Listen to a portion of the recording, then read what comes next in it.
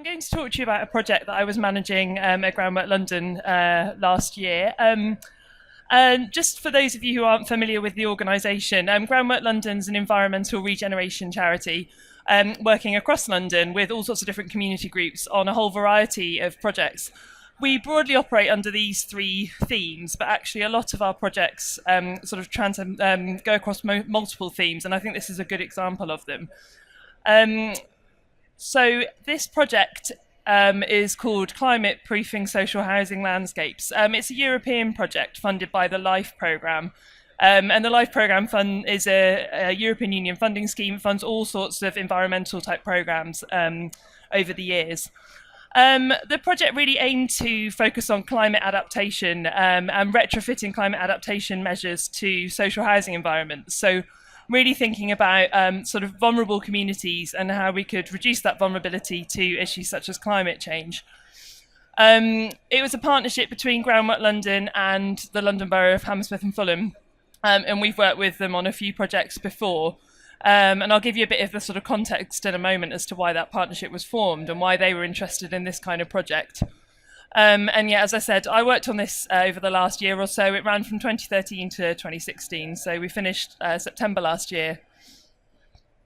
We also benefited from some additional funding from organisations like the GLA through their Drain London scheme and Hammersmith and Fulham themselves. So some of the key activities or aims of the project, as I said, we were really focusing on sort of reducing vulnerability to climate change. And it was all about sort of thinking about socially acceptable and also affordable measures that could be done in existing housing contexts. And we were predominantly focusing on green infrastructure, but also additional measures that could help to bring other benefits as well as environmental benefits to communities. So things like play features that would encourage residents to get out there and enjoy their open spaces more. We also had employment programs through Groundwork's green teams, which basically help unemployed people learn new skills and get back into work. And they were able to implement some of the measures as well as maintain them. We ran training courses, not just for those green teams, but also for housing providers, both at the council and other housing providers across London. So we're helping to sort of build skills in this area and also hoping to encourage other people to sort of implement similar schemes in their housing stock. And resident engagement was a really big part of the work that we did. So right from the beginning, involving them in the consultation stage of the project, right through till right at the end, sort of getting their feedback and helping them to learn how to enjoy the spaces more. And I'll explain a bit more about that in my presentation. In order to understand the benefits of those residents, we did a social return on investment exercise, and I'll come to that as well.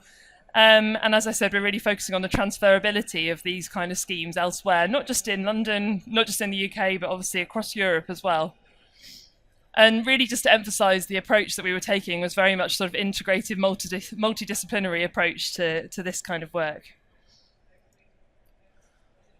Just in terms of the context, which many of you may be familiar with, essentially, you know, the main focus on SUDs and green infrastructure type measures, certainly in the UK now, is on new build. So there's a requirement for new developments of a certain size to put SUDs measures in place, but for existing properties, there's not. So we were really focusing on the retrofit side of things and what could be done there.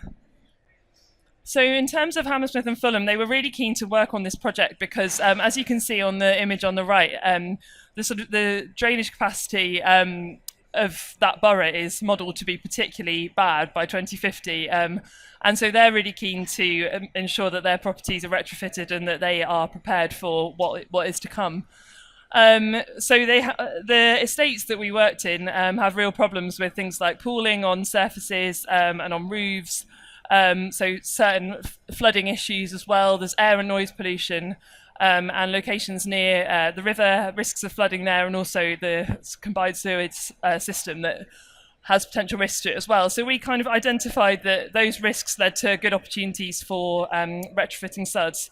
And in addition to that, you've got things like underused open spaces, flat roofs, all the kind of things that give that potential as well.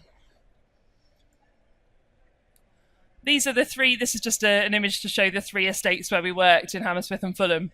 And really just to say, the three different estates we chose quite different sizes, different in terms of the open spaces available, whether that's green spaces, hard spaces, how much space there was as well.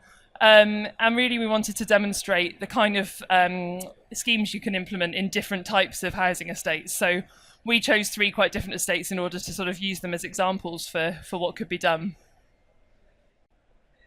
So I'm just going to sort of briefly fly through some of the key stages in the project that we went through, and then I'm just going to sort of talk about some of the impacts and the benefits of the project. So in Groundwork, we're really fortunate. We've got a good sort of in-house team that's able to do quite a lot of this work, and is also able to do work with other organisations as well. So we started off by doing surveys and analysis to sort of understand the actual sites that we were planning to operate at, what the context was in terms of existing flooding, risks that might emerge in the future, and also things, like I said, around the size and the sort of potential for SUDS measures to go in place. So you can just see some examples of the sort of mapping that was done as part of this exercise. As I said, resident engagement was a really big part of it, and I've put it here in the slides, but it sort of operated throughout the project. We have community engagement officers in the organisation that led on this work, and a lot of what we did was engaging and sort of consulting with residents, but also as part of the programme we had a big programme of gardening and food growing clubs. So one of the measures that we put in place were some raised beds that then the resident groups took ownership of, and some of the estates have TRAs, so tenant and resident associations, that were really enthusiastic about keeping these going. And it's been great to see, actually, since the project, they are still going. The residents are still using these facilities. We had green doctor visits, and green doctors are Groundwork sort of energy efficiency advisors, and they go into homes and help people think about how they can use less energy. So we sort of built that into the project as well.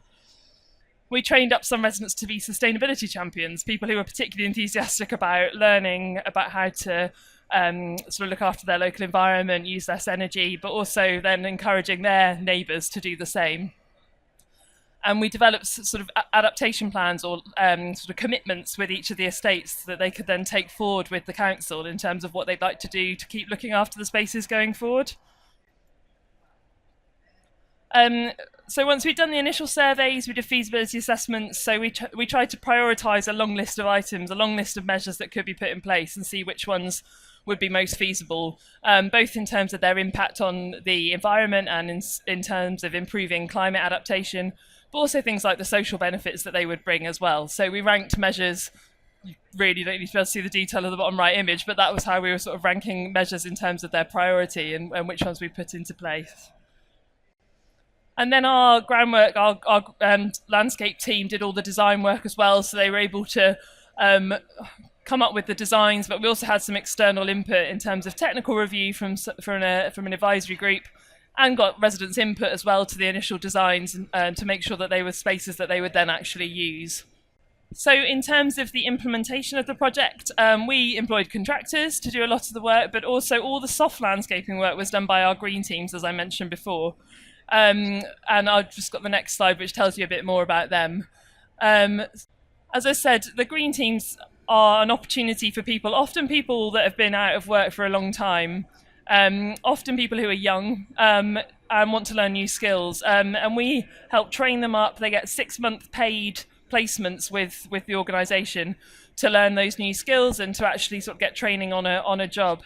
And we find that not only does this help them make improvements to a community, but they often go into an employment as a result. So a number of we had 22 trainees working with us on this project, excuse me, and I think 14 of them have gone into employment as a result, a number of them in gardening type jobs. So the skills that they've learnt, they've put into use.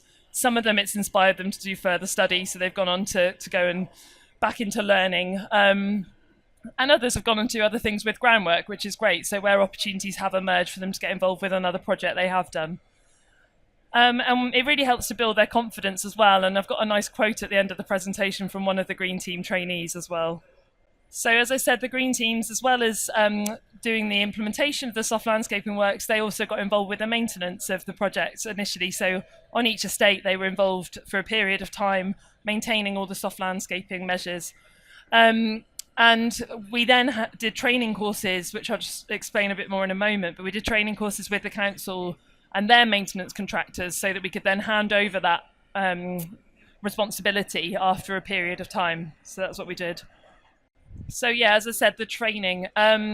For Hammersmith and Fulham, we did quite a lot of training so that they were keen to not just have this one-off example or 3 estates across their borough where they were doing this kind of work. They wanted to do this elsewhere in the borough as well. So by training the teams that would be responsible for that, both in terms of sort of the practical maintenance side of things, but also the more sort of senior management that would be involved in strategic decisions, we were helping them to hopefully encourage that process to start thinking about where else in the borough. And I should say that Hammersmith and Fulham, before we started doing this work, were already doing some SUDS work elsewhere in the borough. They've got quite a few good examples now of this kind of work, so they really are sort of working to expand that. So we did some introductory workshops with them, and then we ran a few training courses. And also we did 2 masterclasses for the wider housing sector. So that was really looking to encourage other housing providers to do this kind of work. The final kind of key element of the project was around monitoring and evaluation. So we really recognised that it's really important to make the business case for this kind of work, and that by having a thorough monitoring process, we could help to do that, so that we could be able to demonstrate what the benefits are, both in terms of the environment, but also in terms of the social and economic benefits of such a project. And so we worked with the University of East London, who have done quite a lot of technical monitoring work for SUDS before. And they did the sort of technical assessment for us. And then we also did, as I mentioned at the beginning, a social return on investment exercise, which helps demonstrate the wider value of such projects and helps you put a monetary value on the social benefits. So this is just some of the technical monitoring that we did. So we did some time-lapse photography. We had cameras installed at key points by some of the measures in order to take photos every 15 minutes and see how they performed in weather events such as big rainstorms and things like that. And we obviously monitored the weather to see how that was changing. Flow meters, thermal monitoring, like you can see on the top right. We were understanding the temperature difference on a flat grey roof versus once the green roof was installed. And you can see there the blue is a lower temperature, so you can see that the temperature that's being monitored is cooler. Biodiversity monitoring, photographic monitoring, like on the right here. So we sort of took a whole range of approaches, and we also did a simulated storm event at 2 of the estates in order to see what would happen in a 1 in 100 year storm, because obviously that we couldn't wait around for that to happen. So we wanted to see how it would perform. We at Queen Caroline Estate, we put 10,000 litres of water into one of the swales over the period of an hour to see how it performed, and fortunately it performed very well. But the capacity was, plenty that it was able to drain away quite quickly. But we sort of tested the performance of those measures. So just to give you an example of the kind of data that we got from University of East London, we've actually got a detailed report on our website if you're interested in finding out more. This is just one example from it. But basically we sort of compared these are control green roofs at the top, and comparing them to control roofs that were not green, and comparing them to the green roofs to show the performance. And at the bottom right is one of the swales, so a basin that was filling with water in rain, and it shows the performance there. But essentially the monitoring showed us that the measures were all performing as expected, and I've got some headline results that I'll show you in just a moment. Obviously, for us, and bearing in mind the funding that we had from Europe, it was really important for us to be able to disseminate the work that we've done. So our project website, which is urbanclimateproofing.london. We use that to share lots of project information. We've got a short film about the project up there. We've got infographics to show some of the key impacts. We've got things like case studies. So there's lots of information that we've been doing, obviously, on the website, but we've also been talking to people about it as well, and doing wider stakeholder engagement at events like this and at meetings. So just in a way, this demonstrates what we've been doing more than me talking, but just to show you some of the changes that we put in place. So this is Queen Caroline at the top, and on the bottom as well, and just the before and after photos to see what the impact of the project has been. So as you'll see, really these spaces were either very sort of bland green spaces or bland grey spaces that residents didn't really use. They might use it to walk their dog or to let their dog go to the toilet, but there were kind of barriers to encouraging people to use them. Like, as you'll see on this one, there's a low fence. You could climb over it, but that was enough to stop people really using the spaces. And so we were trying to do things that not only would have those environmental impacts, but also get people out and enjoying their green spaces more. And that's just on the bottom right, that's an example of some of the food growing beds that have been put in place. And likewise at the top right as well. And our third estate, Cheeseman's Terrace, we sort of changed the play area to make it more usable, get kids out there more. And we have seen people using the sites a lot more, and also residents commenting that they've seen people using the sites a lot more. Queen Caroline is quite open. Anyone can walk through it. So the enjoyment value is not just for the residents as well, but for people who are just walking through on their way from Hammersmith down to the river and things like that.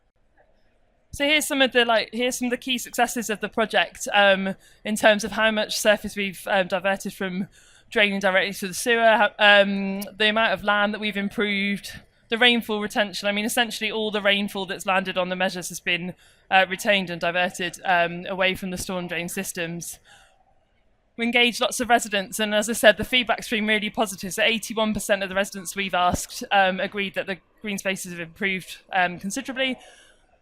And yeah, our social return on investment has shown significant financial value as well. I've mentioned the Green Team trainees before, and also the council maintenance contractors and other management staff that we worked with. So it just demonstrates some of the positive impacts of the project. So last few slides, just in terms of some of the key lessons that we've learned from the project. We feel that this has demonstrated the importance and the necessity of doing these kind of projects in social housing environments, and that it can demonstrate the role that such environments can play in helping cities to adapt to climate change. So we've just done this work in 3 estates, but you can imagine if it's scaled up and done across cities, the impact could potentially be huge. It really demonstrated to us the importance of a multidisciplinary and integrated approach. So you can't just work with one team. I mean, we were working with the local authority, and it involved all sorts of teams, people involved in the housing officers, the flood risk managers, people in highways, community engagement officers, a whole range of different teams, and of course the residents that we worked with as well. And if you're working with a housing association, then of course there's a whole other range of different teams that would be involved. We really found out that communities know their spaces. They know what they want. They know why they weren't using the spaces before. They know the problems they were facing before. There was someone who was in a wheelchair in one of the estates who could, when it had rained badly, she couldn't even go out because there was flooding and water pooling just outside her door. And those kind of issues we were made aware of early on, and we could make sure that they were things that were being addressed. So we learned a lot from the residents in the process as well. We feel that the comprehensive approach to monitoring has really helped us to demonstrate the business case and should be useful for others as well. You can look at that data and see what the project's impacts have been, and hopefully use it to make the business case in other organisations as well. So I don't know the background for everyone that's here today, but when we were doing this work, we put together some recommendations for housing providers who might be interested in doing something similar, and really kind of to encourage people to think about, even if you've got the smallest of spaces, what could be done in a housing environment, because you don't need a huge amount of space. You might have a flat roof that is perfect for a green roof. It could be a bin store or a pram shed. It could be a garage, all sorts of things like that. Some of our measures are just in tiny pockets of green spaces as well, so there's huge potential there. We were able to identify some really good opportunities that help save money through the project. So Richard Knight House had a big flat roof on top of the residential buildings, and it needed repair, it needed maintenance. It was going to happen anyway. So as part of that process, we were able to say, well, how about let's put a green roof up there? And we were able to use, because it was such a big space, use it to trial different types of green roofs so we could see which ones work best in that situation. I've said it already, but resident engagement from the start is key, and the staff training side of things as well. And yeah, we benefited from European funding, so we could do the whole package. But of course, there's elements of this that really work well in isolation anyway. So we don't. It's not trying to put people off doing it. If you haven't got the same kind of funding that we did, there's still lots that could be done on a smaller scale. So just to mention some of the resources that we've got, if anyone's interested in a copy of our implementation guide, which goes into lots of detail about the kind of project that we did and the kind of work that could be done in other housing environments, I've got a few copies today, so just come and see me at the end. And likewise, the training modules that we've developed through the project, we will be shortly sort of offering them to other housing providers once they're accredited. So if you're interested, just come and chat to me. So finally, just to share a couple of the quotes that we've had from people who either have benefited from the project or been involved. The top one is from one of the residents at one of the estates, George Warren, who we work with closely at Hammersmith and Fulham Council, and then one of our Green Team trainees. And yeah, as you can see, they've already sort of benefited from the project, and I think it highlights sort of range of benefits that people have got out of the project as well. And that's it. Thank you very much.